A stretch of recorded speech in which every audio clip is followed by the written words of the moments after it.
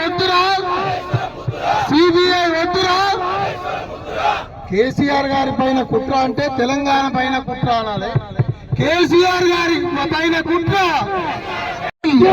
సత్యం సత్యం సత్యం.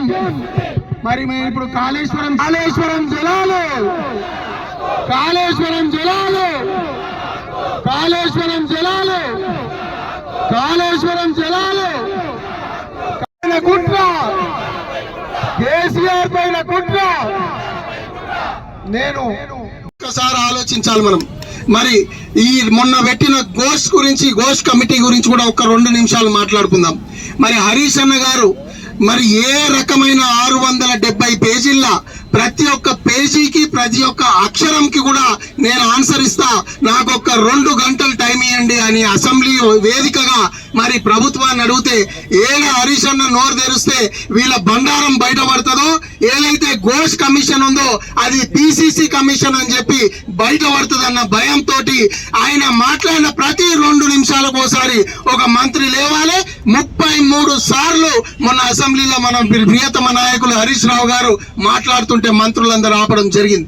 మరి మీరు అందరూ గమనించాలి, నిజంగానే ఘోష్ కమిటీ నిజమైతే మరి మొన్న అక్బరుద్దీన్ గారు అడిగిన ప్రశ్నలకు మరి రేవంత్ రెడ్డి గారు ఎందుకు ఆయన మరి తడపడరో మీరు అందరూ కూడా గమనించాలి. అక్బరుద్దీన్ గారు 3 మంచి ప్రశ్న అడగడం జరిగింది.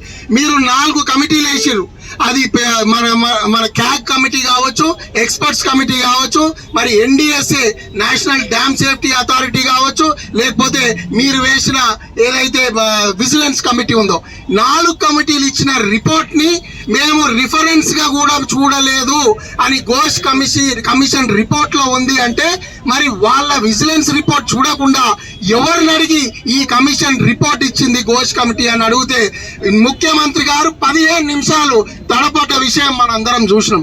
మరి నిజంగానే నిష్పక్షపాతంగా కక్షపూరితం కాకుండా మరి ఘోష్ కమిటీ వేసి దాని నివేదిక నిజంగానే ఇచ్చినట్టయితే మరి మొన్న ముఖ్యమంత్రి గారు ఎందుకు తడపడ్డారని చెప్పి మనం ఒక్కసారి ఆలోచించాలి. మరి నిజంగానే ఘోష్ కమిటీ కరెక్ట్ అయితే ఒక్క ఎల్ఎన్టీ తప్ప మిగతా ఒక్క కాంట్రాక్టర్ పేరు కూడా అందులో ఎందుకు మెన్షన్ చేయలేదో మనందరం ఒక్కసారి ఆలోచించాలి. మరి మన ప్రియతమ నాయకులు కేసీఆర్ గారు, అదే రకంగా హరీష్ రావు గారు, వారు ఇచ్చిన ప్రతి ఒక్క రిపోర్ట్ కానీ ఇన్ఫర్మేషన్ కానీ పరిగణంలోకి ఎందుకు తీసుకోలేదు మరి ఘోష్ కమిటీ? మరి ఆలోచించాలి మనం.